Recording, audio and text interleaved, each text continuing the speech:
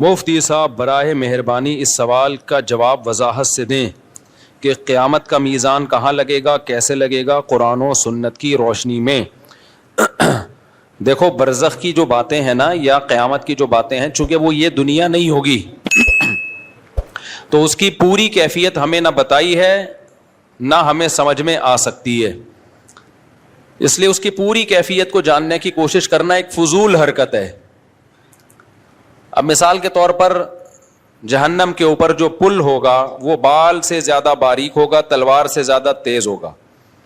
وہ پل کیا ہے؟ وہی صراط مستقیم ہے جس پر آپ دنیا میں چلے ہو۔ اللہ اسی کو ایک صورت اور شکل دے کے پل پہ قائم کر دیں گے، پل بنا دیں گے۔ تو کیا اس کی مثال دی جا سکتی ہے دنیا میں؟ ظاہر ہے نہیں دی جا سکتی۔ تو جتنا ہمیں بتایا گیا ہے ہم اس پر ایمان لاتے ہیں، اور جو نہیں بتایا گیا ہم اس کی تفتیش میں نہیں جاتے۔ جو ہمارے کام کی چیز تھی وہ اللہ نے ہمیں بتا دی ہے۔ اس کی مثال ایسے ہے جیسے مشرکین نے پوچھا روح کیا چیز ہے؟ روح جو ہماری باڈی میں روح ہوتی ہے نا، جس کی وجہ سے ہم زندہ ہوتے ہیں، تو اللہ نے فرمایا قل الروح من امر ربی، اللہ کا ایک حکم ہے۔ اب یہ پورا ایکسپلین تھوڑی کیا اللہ تعالیٰ نے، اور اب سوال پیدا ہوتا ہے اللہ تو نے ہمیں پورا ایکسپلین تو کیا نہیں کہ روح کیا چیز ہوتی ہے، تو نے تو کہہ دیا میرا حکم ہے بس۔ آگے اللہ نے اس کا جواب دیا ہے، روح کا جواب پورا نہیں دیا، اس کا جواب دیا کہ میں نے پورا جواب کیوں نہیں دیا، ٹھیک ہے نا۔ اس اشکال کا اللہ نے جواب دیا وما اوتیتم من العلم الا قلیلا، اللہ کہتے ہیں ہم نے تمہیں علم بہت تھوڑا دیا ہے، علم ہے تمہارے پاس لیکن اتنا نہیں ہے جتنا تم سمجھ رہے ہو۔ تو جتنی تمہاری کیپیسٹی ہے دماغ کی، اس کیپیسٹی کے حساب سے اتنا جواب کافی ہے کہ روح اللہ کا ایک حکم ہے۔ جب وہ باڈی میں ہوتا ہے تو ہم زندہ ہوتے ہیں، باڈی سے نکلتا ہے تو ہم مر جاتے ہیں۔ اور عجیب بات ہے میڈیکل سائنس نے اتنی ترقی کر لی، اب تک وہ بھی روح کو یعنی زندگی اور حیات کو ایکسپلین نہیں کر سکی ہے۔ پتہ ہے آپ کو یہ بات؟ میڈیکل سائنس کا علم جو ہمارے پاس ہے، ڈاکٹروں کے پاس ہے، وہ بھی بہت تھوڑا ہے، اتنا تھوڑا ہے۔ یہ جو جینز کا علم ہے نا، جین جس میں ڈاکٹر گھسے ہوئے اندر، ایک جینیٹک سائنس کے ڈاکٹر نے مجھے بتایا آسٹریلیا میں کہ اس میں 2% کا تو ہمیں پتا چلا ہے، وہ بھی 100% نہیں، 98% کا تو کخ بھی پتا نہیں ہے۔ نہیں آئی میرا خیال ہے بات؟ جو ہم جب آدمی کے سیل کو توڑتے چلے جاتے ہیں نا، تو ہماری جو بنیادی اکائی ہے باڈی کی وہ سیل کہلاتی ہے نا، جس اینٹوں سے ہماری باڈی بنتی ہے۔ اس سیل میں ایک نیوکلیس ہوتا ہے، مرکزہ ہوتا ہے، جیسے انڈے میں نا، انڈا بھی سب سے بڑا سیل ہے، ایک سائٹوپلازم ہے، اس کے اندر زردی ہے جو نیوکلیس ہے۔ تو ایسے ہی ہماری باڈی کو بھی آپ توڑتے چلے جائیں گے تو ایک اکائی آئے گی، ایک یونٹ آئے گی جس کو سیل کہا جاتا ہے۔ پھر اس کو بھی آپ توڑیں گے تو نیوکلیس کے اندر بہت زیادہ فنٹر نہ بنے۔ تو ابھی تک زندگی ہی کو ایکسپلین نہیں کیا جا سکا یہ زندگی کیا چیز ہوتی ہے۔ میں آنکھوں سے دیکھ رہا ہوں، محسوس کر رہا ہوں، کانوں سے سن رہا ہوں، روبوٹ بھی دیکھتا ہے، محسوس نہیں کرتا ہے وہ۔ تو محسوس کرنے کا نام کیا ہے؟ حیات۔ یہ حیات کھوپڑی سے اوپر کی چیز ہے بھائی، یہ اسی کو اللہ نے کہا میرا حکم ہے۔ وَإِذَا سَوَّيْتُهُ وَنَفَخْتُ فِيهِ مِن رُوحِي، اللہ نے آدم کا پتلا بنایا، اللہ کہتے ہیں میں نے کہا میں نے اپنی روح پھونک دی، زندہ ہو گئے۔ یار مجھے ایک بات بتاؤ، جب انسان مرتا ہے تو پوری باڈی تو ویسے ہی ہوتی ہے، سب کچھ وہی پارٹس بنے ہوئے، تو ہل کیوں نہیں رہی ہے؟ آپ کہہ سکتے چونکہ دل نہیں حرکت کر رہا تو دل حرکت کرا دو اس کا۔ ماں کے پیٹ میں کیسے دل حرکت کرنا شروع کرتا ہے بھائی فرسٹ ٹائم؟ کسی کی سمجھ میں نہیں آتا۔ یہ ڈاکٹر کہتے ہیں کہ میں نے ڈاکٹروں سے پوچھا ہے، ہوائی باتیں نہیں کر رہا، کہ جب پہلی دفعہ ماں کے پیٹ میں بچے کا دل دھڑکتا ہے تو کیوں دھڑکتا ہے؟ پہلی دفعہ کس نے دھڑکایا؟ میڈیکل سائنس اس بات کو بیان کرنے سے اب تک عاجز ہے، سمجھتے ہو؟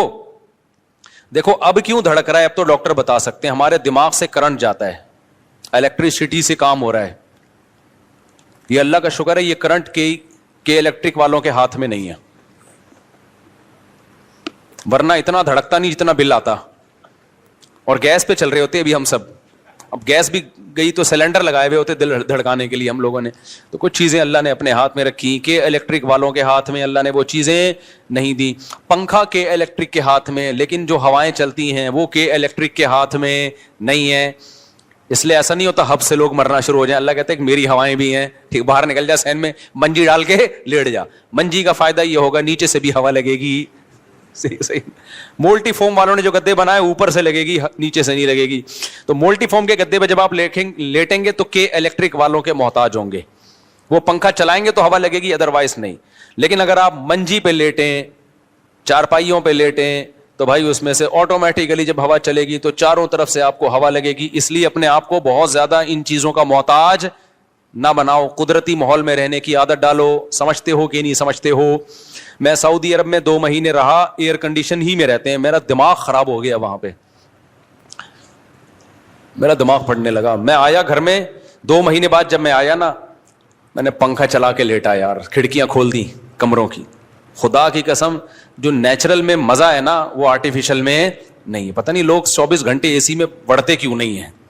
عجیب ذہنی کوفت ہونا شروع ہو جاتی ہے. عادی ہو گئے ہیں, ہم نے اپنے آپ کو عادی کیا ہی نہیں ایئر کنڈیشن کا. تو میں کیا کرتا ہوں, میں تو آتا ہوں, میں آیا, میں نے گھر کے چاروں کھڑکیاں مڑکیاں کھولی آرام سے. گھر ایسا بنایا کوئی کھڑکیاں کھول کے بے پردگی نہ ہو. آج کل گھر بھی اس طرح کے ہوتے ہیں کہ وہ کہیں نہ کھڑکی کھول سکتا ہے آدمی, نہ کہیں صحن میں لیٹ سکتا ہے. تو اس سے یہ جو نیچرل لائف ہے نا یہ سکون دیتی ہے انسان کو. پنکھے کی بھی اپنا مزہ ہے بھائی, اگرچہ پنکھا نیچرل نہیں ہے لیکن اس کو ڈنگ ڈنگ ڈنگ کی آواز کا اپنا مزہ ہے. ابھی تمہیں اگرچہ تم لوگ دین سننے کے آئے لیکن تھوڑی سی باتیں بھی سن لو نا. میں جب جاپان گیا نا ابھی, تو مجھے جو کمرہ دیا ارشاد بھائی نے, وہ اس میں سردیاں تھی تو پنکھا تو چلا نہیں سکتے تھے. اب ہیٹر چلاتے تو مجھے ہیٹر سے تکلیف ہوتی ہے. جو ہیٹر ہوتا ہے نا ایئر کنڈیشن میں, جو ہیٹر بھی چلتا ہے نا, یہ عذاب ہے. یہ گیس کا ہیٹر بھی ایک عذاب ہے. لکڑیوں کی آگ بھی ہم نے تاپی ہے, اس میں وہ ٹینشن نہیں ہوتی جو گیس کے ہیٹر میں ہوتی ہے. پتہ ہے آپ کو, لکڑیوں کی آگ جلا دو نا کمرے میں, اس سے جو ہیٹ ملتی ہے اس سے آدمی اسٹریس ڈپریشن میں نہیں جاتا. یہ جو گیس کا ہیٹر ہے نا یہ عجیب سی چیز ہے یہ. تو میں نے کہا بھائی ہیٹر نہیں چلاؤ, نہ اے سی والا ہیٹر چلاؤ اور نہ گیس والا. اب سردی بہت ہے تو ڈبل رضائی لے لیں گے ہم, کوئی بات نہیں. اب جب ڈبل رضائی لے رہے ہیں تو اب پنکھے بھی نہیں چل رہے, ہیٹر بھی نہیں چل رہا, کچھ بھی نہیں, تو آواز, اب کوئی ذرا سا ٹھک ہو آواز آتی ہے. ساتھ میں ان کے بچے تو بات چیت کریں گے, شور شرابہ کریں گے, نیند ہی نہیں آ رہی. تو میں نے کیا کیا, میں نے کہا مجھے تو پنکھا چلانا ہے. پنکھا تھا ہی نہیں, سوری, جاپان میں سرد علاقوں میں تھوڑی پنکھے. تو میں نے کیا کیا, میں نے کہا یار یوٹیوب ہر بیماری کا علاج ہے, مجھے چاہیے پنکھے کی کڑنگ کڑنگ آواز.